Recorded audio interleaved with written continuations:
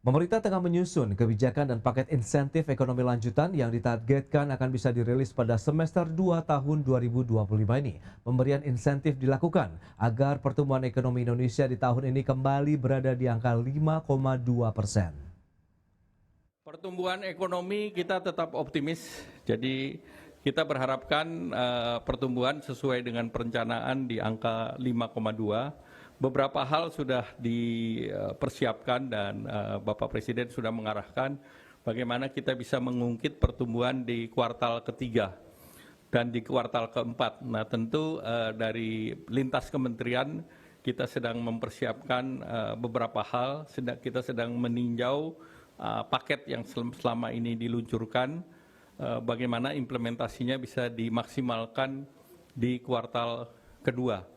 Misalnya pembangunan FLPP misalnya 350.000 rumah plus KUR untuk perumahan yang 450.000 itu kan akan mengungkit bidang konstruksi. Kemudian kita akan mempersiapkan bagaimana nanti menjelang Nataru betul-betul turisme atau sektor pariwisata bisa digenjot.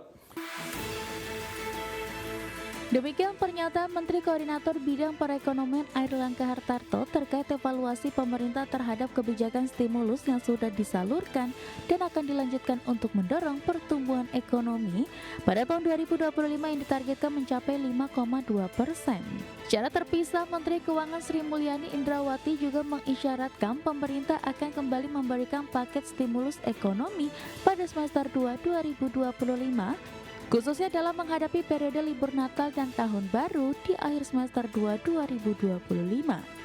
Stimulus tersebut diharapkan mampu mendorong pertumbuhan sektor transportasi dan pariwisata di dalam negeri untuk menumbuhkan perekonomian di daerah.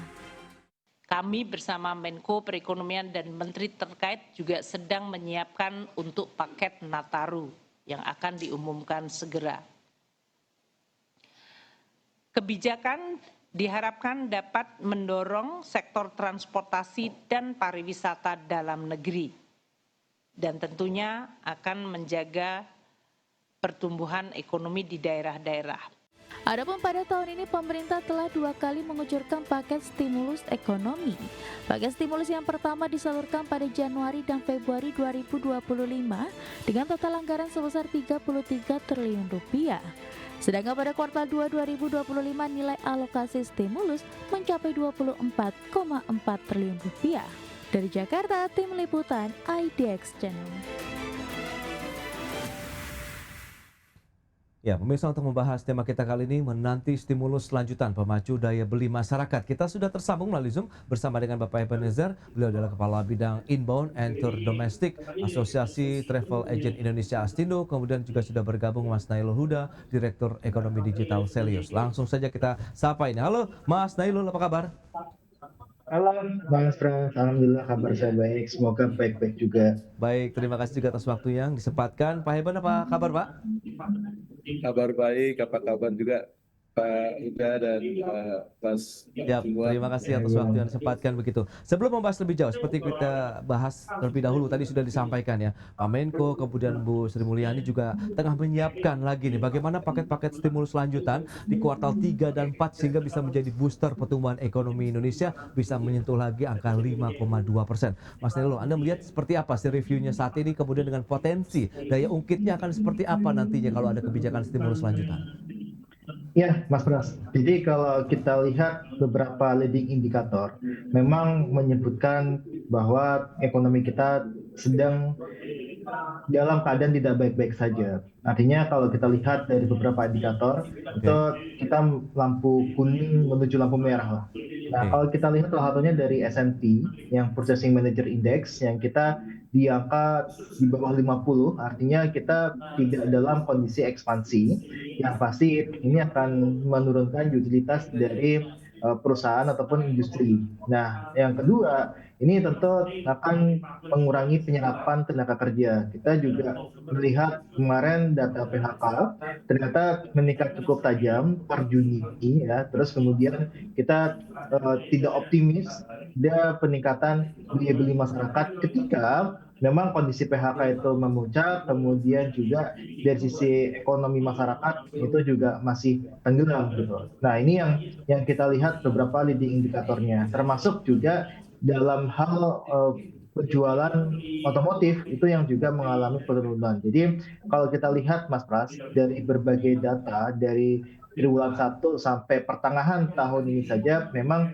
beberapa leading indikator itu mencerminkan kondisi yang memburuk. Nah, ini yang kita lihat sebagai ketidakoptimisan data ya. Jadi kita bukan bicara optimis itu bukan bicara persepsi, tapi kita bicara data ini yang memang menunjukkan ketidakoptimisan bahwa ini tidak akan tidak optimis akan mencapai 5,2%. Pun 5% sebenarnya kemarin yang sampaikan oleh Bu Ani pun ya kita tidak ekspektasi di 5%. Nah, kita malah berekspektasi di tahun 2025 ini pertumbuhan ekonomi ada di angka 4,5% saja. Oke, dan dengan paket kebijakan stimulus yang akan digelontorkan, menurut Anda ini bisa menjadi daya ungkit tidak untuk bisa memacu lagi daya beli masyarakat dengan beberapa persiapan momentum Nataru misalnya, nanti kita akan coba perdalam dengan Pak Eben. Nah, seperti itu bagaimana Mas Nelo? Ya, kalau kita lihat sebenarnya Mas Pras, di awal tahun itu sudah ada paket stimulus untuk diskon listrik, itu pun tidak mengukit daya beli cukup banyak, karena kalau kita lihat di pertumbuhan ekonomi triwulan 1 tahun 2025 itu cuman di angka 4,87%.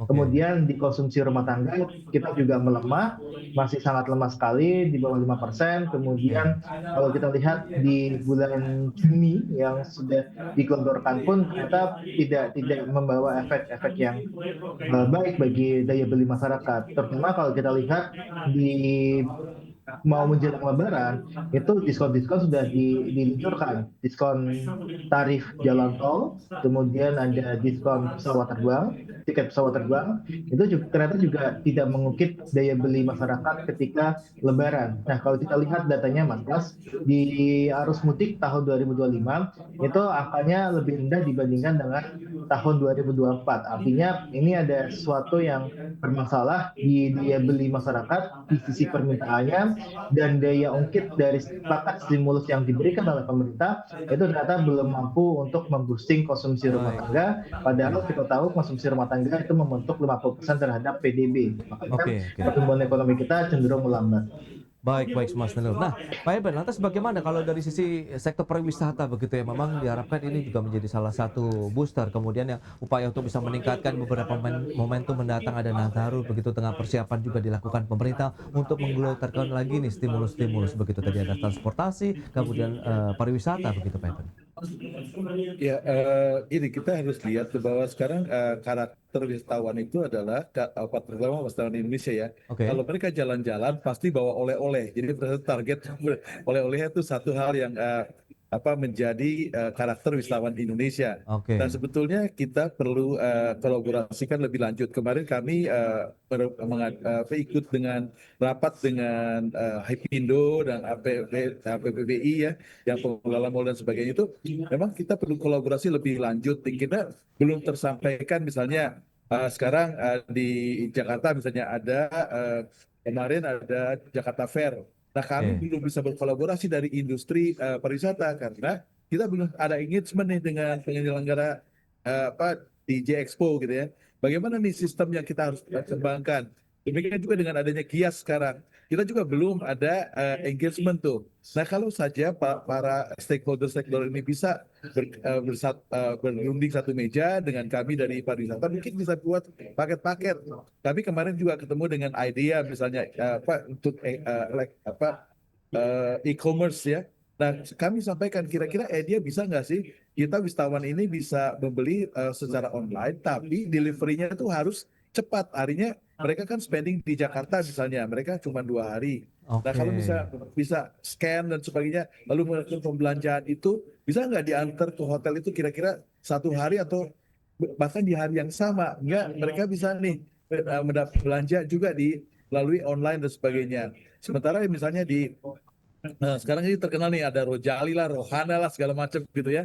Nah, kalau kita misalnya bisa mengangkat ini dengan diskon-diskon voucher yang kita bisa bagikan kepada wisatawan, lalu dibuat event-event itu misalnya tarian tertentu di mall dan sebagainya untuk daya tarik dan sebagainya, kebudayaan, tarian kebudayaan maksud saya, itu Oke. juga akan membuat kunjungan wisata itu menjadi lebih bergairah dan mereka dengan adanya diskon voucher dan sebagainya itu akan mendorong mereka untuk berbelanja. Ini sudah kami sampaikan ke Hipindo karena kami ada MOU antara Astindo dengan Hipindo. Nah, kalau kita melihat, Mas, kami ada 2 kali travel fair yang kami selenggarakan, itu di bulan Februari biasanya dan nanti di bulan Oke. Agustus ini tanggal 29. Nah, mereka yang membeli bulan Februari itu untuk Nataru. Jadi sebetulnya mereka udah beli tuh paket-paket wisatanya di bulan Februari untuk Ya. Nataru dan sebagainya. Nah, untuk Agustus kami ada pameran juga nanti Astindo Travel Fair, tapi itu biasanya kami udah menargetkan untuk nanti untuk Lebaran dan juga liburan Juni. Jadi yang dijual paket-paket wisata yang untuk Oke. di Lebaran dan Juni itu kami jual di bulan Agustus sekarang.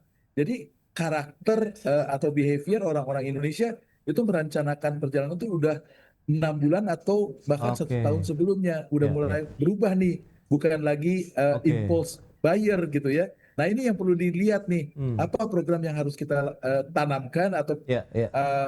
combine dengan paket-paket yang ada. Oke. Gitu. Jadi Nah, kita lantas perlu kolaborasi duduk seperti satu apa meja yang nih. Pak Heben, kolaborasi seperti apa yang bisa dioptimalkan nanti untuk bisa mendorong lagi begitu ya untuk kinerja sektor pariwisata? Tahan dulu jawabannya, kita akan bahas nanti di segmen berikutnya. Kita akan jeda dulu Siap. sebentar. Baik pemirsa, kami akan segera kembali usai jeda berikut ini.